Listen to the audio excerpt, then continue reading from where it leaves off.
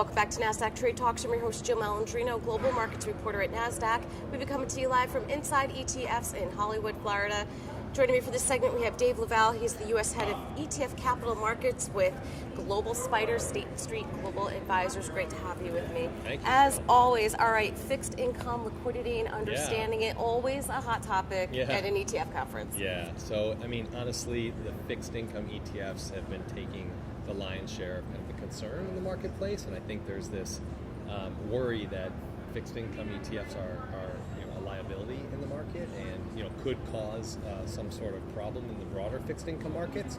We're constantly talking about the size of the fixed income ETF market relative to the broader fixed income market and kind of the global fixed income assets under management.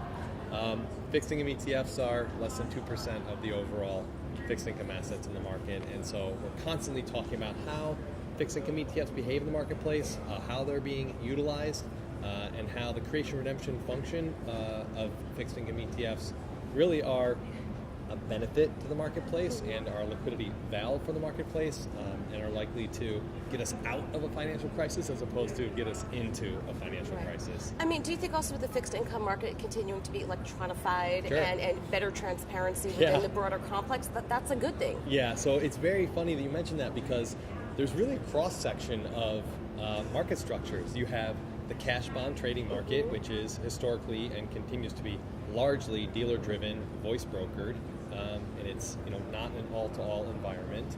And then you have the cash equity market, of which fixed income ETFs are a part of, which is an all-to-all environment, fully automated, highly transparent, actionable quotes. And so in times of market stress, in times of fixed income market stress, what you see is traditional fixed income users needing to access liquidity can't get it in the cash bond market, and so what do? They gravitate towards the ETF, where they can have an actionable quote and they can transact on a fully transparent marketplace, and they can transact with a high degree of confidence and transparency. Right. I mean, you also think from an advisor perspective, rather than being married to one instrument, you can have a basket of stocks, a basket of underlying assets, if you will. Absolutely. Because it functions just like equity ETFs for the most part. So, I mean, that takes away the diversification risk. Yeah, and so the other thing that's really key is a lot of times our clients, both institutional or intermediary, right, advisor-based, they're very sophisticated investors. They're just not necessarily sophisticated with a fixed income ETF, and so they conflate the three decisions they have to make. They have an investment decision to make. What exposure do I want? Then they have a product decision to make.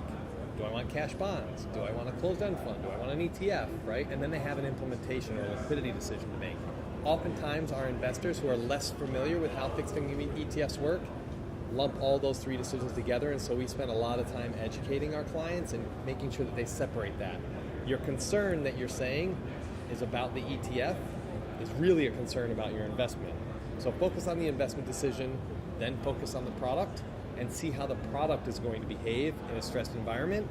The fixed income ETF wins. Right, hands down. So do you think for 2019 and beyond, we're going to continue to see this growth in the ETF space like we've seen? Absolutely. We're going to see significant growth in the fixed income ETF space. I think with the advent of the ETF rule being approved, hopefully this year by the SEC, I mean it's intended to and believed to, it's going to level the playing field on ETF issuers bringing new product to market, and we're going to see more esoteric product coming to market, both from an exposure perspective and then also from a structure perspective. I think that fixed income ETFs are going to continue to grow.